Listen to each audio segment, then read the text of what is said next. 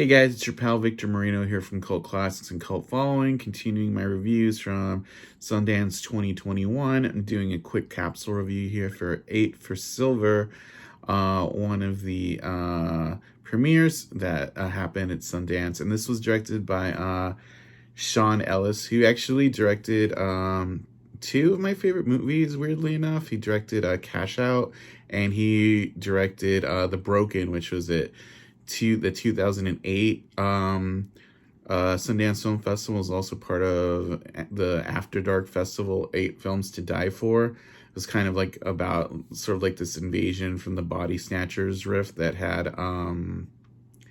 the actress who played Cersei from Game of Thrones, and she doesn't realize she's a doppelganger who's replaced a real person. It was kind of interesting. Yeah, so we're going to talk about 8 for Silver, and this is a trippy movie. It kind of feels like an old, like it's a slow burn movie, like it's a like old school, like Hammer London, British horror movie. And it kind of also has a lot to do with the idea of consequences for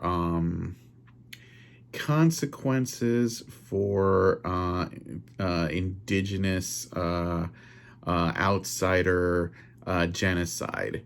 And it has to do with basically this guy who's in command of some troops, and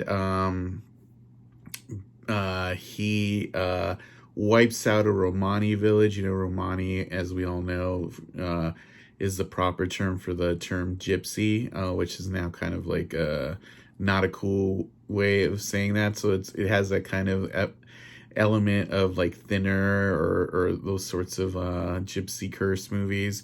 But it's sort of like it's what they do to these Romani people is shown very graphically. And at one point, like the elder of the tribe, she has like these set of teeth that are made from silver. So one of the officers suggests taking it from them. Instead, they don't, and they bury her alive. And it's sort of on their land, and it turns out the guy who's wiping out these Romani people, these Romani have a claim on the land, and he's wiping them out to wipe out their claim. A lot about sort of like to be said here about like colonialism or manifest destiny, how it's fucked up because there are already people there.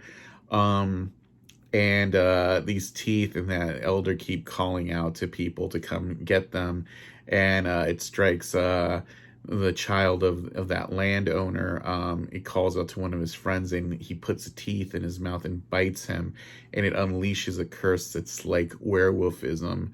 And it turns out Boyd Holbrook is in this, and he's a pathologist who's been sort of following these Romani people to stop this curse and how it affects this town, or this, like, I guess, little household ship, little fiefdom, if you will. It's really strong. The practical effects are actually really cool. There's CGI used on the final version of the creature, which I don't think is as strong, but there's a really cool pathology sequence that combines practical and CGI that is actually really cool and freaky.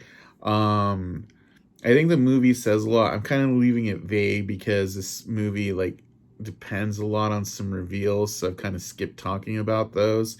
But it has really, really good performances in Boyd Holbrook, which you might know. He was like Donald Pierce, the cyborg, in Logan, and he was also in Gone Girl. He was the guy who, along with the other sort of the guy that rips off Gone Girl of her money when she's staying at that hotel.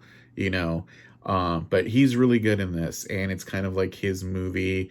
And it kind of plays with the idea of 30 pieces of silver, the wandering Jew, sort of the price of betrayal also, from the Bible, and that's kind of cool. Yeah, very muted colors, feels like a Hammer movie. If you don't know what Hammer means, like Christopher Lee, 1960s, 70s, like British proper Dracula, and that's kind of the whole thing. I don't know that this necessarily reinvents a lot of tropes, but it's a cool take on a werewolf story, and I'm not a big fan of werewolf stories, and I enjoy this. I do think it's a little too long. It clocks in at almost 2 hours, and there is some drag, but I think it's a cool watch, and I'm glad I saw it. So if you're looking for a cool sort of werewolf movie down the line to catch, I would suggest this. I'd imagine Shudder will probably end up with this at some point. I don't know that they bought it, but it feels like a movie that would be like on Shudder, or IFC. One of those two, I'm sure, will end up with it. But yeah, if you enjoyed this review, subscribe to the channel, give it a like, subscribe, bell icon, and we'll have more coming up soon on Cult Following. Keep checking us for Sundance reviews. So thanks, guys.